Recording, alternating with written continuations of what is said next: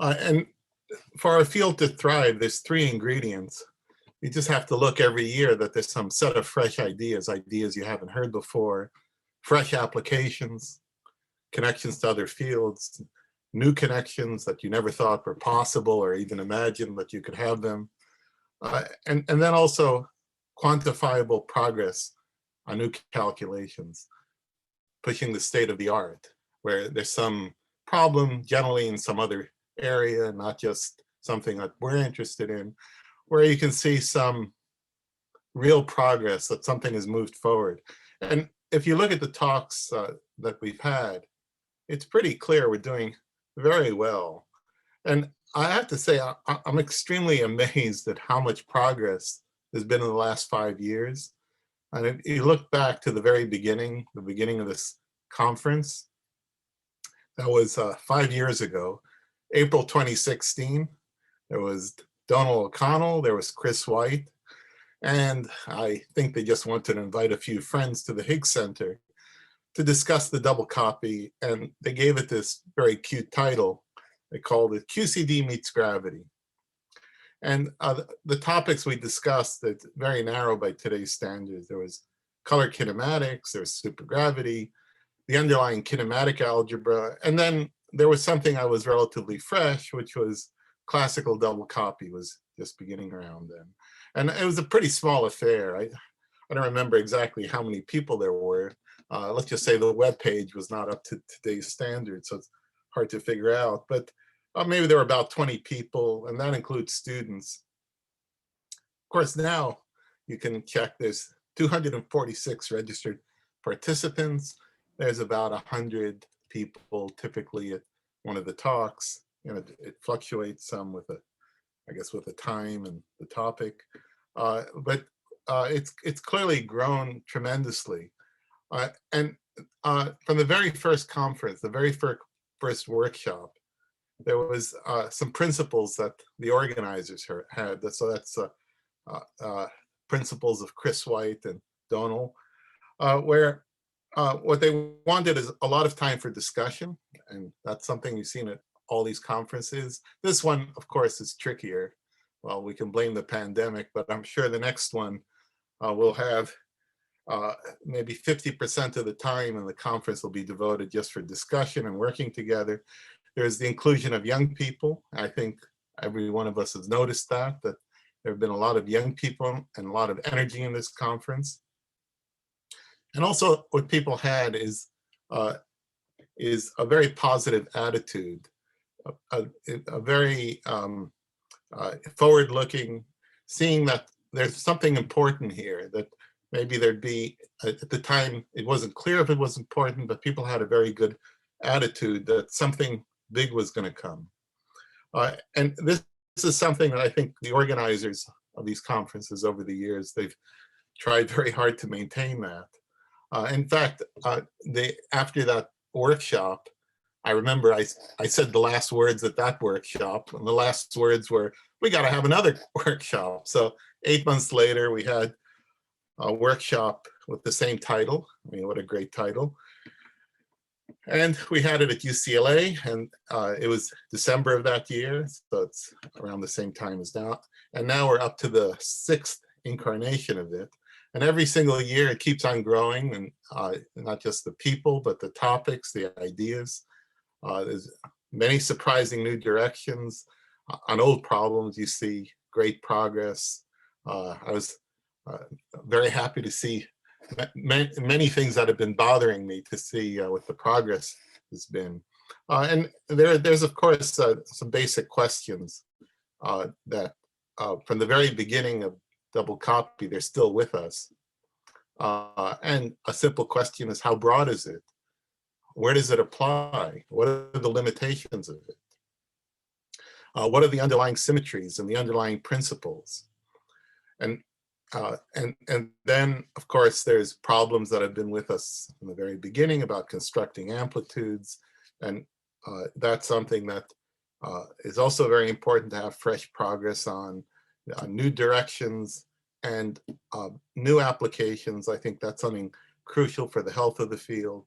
And I have to say that this year has been especially good for all three of these. And I really marvel at all the new directions and also the fresh energy on old problems. So I'm not going to go through and give you a list of who said what and what was done exactly, but just a couple observations. So on the basic questions, of course, we heard various talks on generalizations of the double copy. What's the domain of validity? Now, when we began, the very beginning, I said color kinematics, it was tree level amplitudes. It wasn't proven. We just worked out some examples. And then this problem of where you can push it, how far can it go? What theories get covered? That's something you could say essential to the field, because we don't work with a principle like a Lagrangian, right? So we make up the rules as we go along, and the question is, how far can you go, and what are the limitations? Can you essentially include all of gravity systematically? For example, in the double copy would be a very basic question. And we heard talks about these basic questions on massive theories. A very simple thing that actually was looked at in the early days, but not systematically, was just the generalization of the KLT expressions, the KLT kernel. What theories are allowed? What are the rules behind it?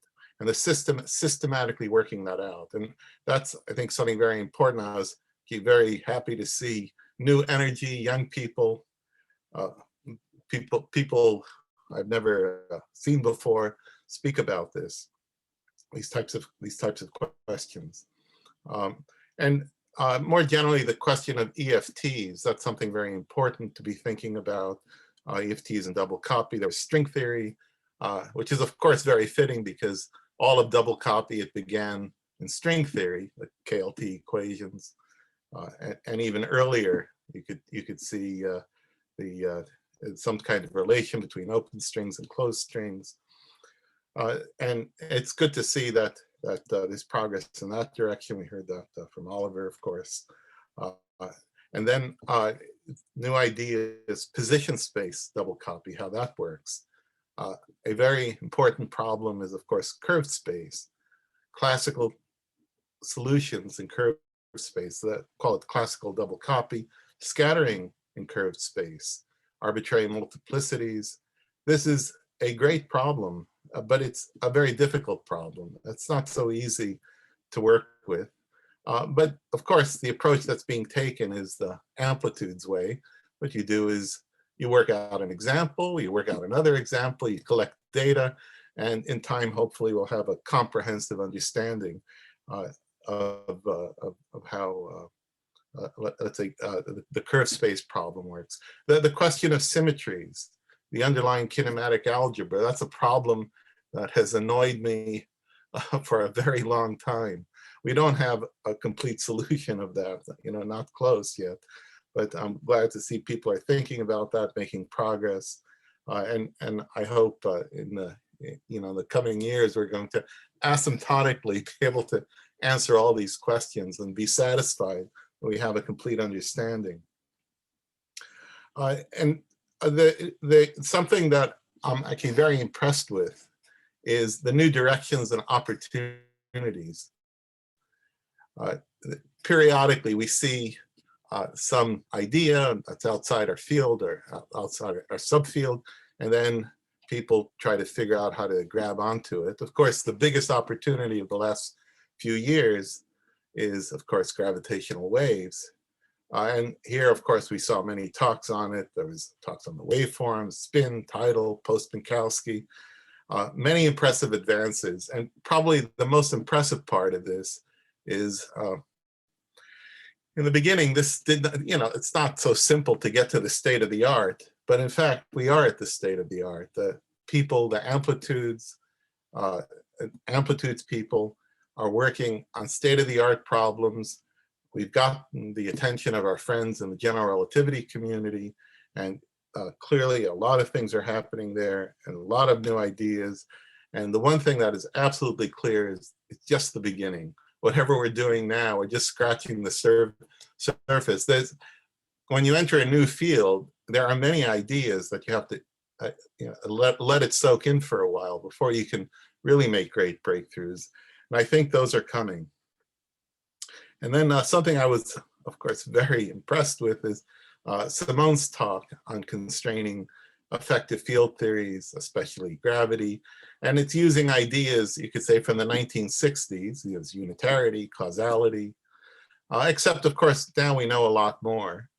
There's the connection to the conformal, the CFT bootstrap.